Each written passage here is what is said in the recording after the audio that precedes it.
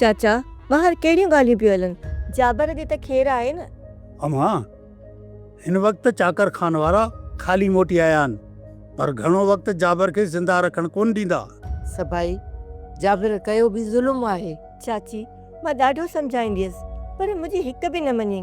अम्मा जेकॾहिं न तुंहिंजी न ॿुधई त आहे बि हींअर सूरनि में।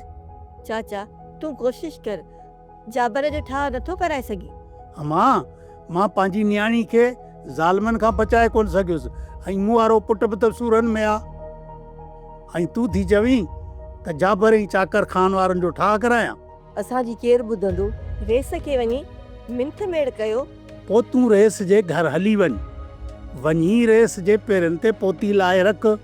मूं बि इहो ई सोचियो आहे, जे चाची हले त वञी रेस जे अॻियां झोली फैलायूं, पोइ मन हुनखे असांजे मथां रहम अची वञे। हिन वक़्तु चाकिर खान जे अखियुनि मां रत थो टपिके, हू असांजे हिकु बि न ॿुधंदो। थी सघे तो रेस खे असांजे मथां रहम अची वञे। हिकु दफ़ा हलण में छा आहे चाची? मलूका हिकु दफ़ो वञी रेस खे मेड़ मिंत करे अचो, मन हू राज़ी थी पवे। बाबा साईं असां सां नाइंसाफ़ी थी आहे, तव्हां सांवल वारनि खां असांखे पापलांद वठी ॾियो। दीनू जेकॾहिं सिक्कू सांवल वारनि जी इज़त ऐं गैरत में हथ न विझे हा न त तव्हांखे यॾी न ॾिसणा पवंदा। सिक्कू जी ग़लती जी सज़ा मुंहिंजी न्याणी खे छो ॾिनी वई आहे?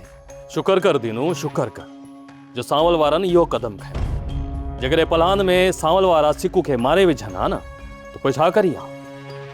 तुंहिंजी पीरी जो इहो सहारो बि खसिजी वञे हा। रेस वॾा, छा सांवल वारा मुंहिंजे पुट खे कोन मारींदा? इहो तव्हां लिखी ॾींदो? हाँ चाहे दिनू ॻाल्हाई कीअं थो? असांखे कहिड़ो लाचार आहे जो तवारे छोरे ने सिक्कू जो ज़िमो खणूं? दिलावर खान जेकॾहिं चङा आहियो त चङो थियण जो फर्ज़ अदा कयो।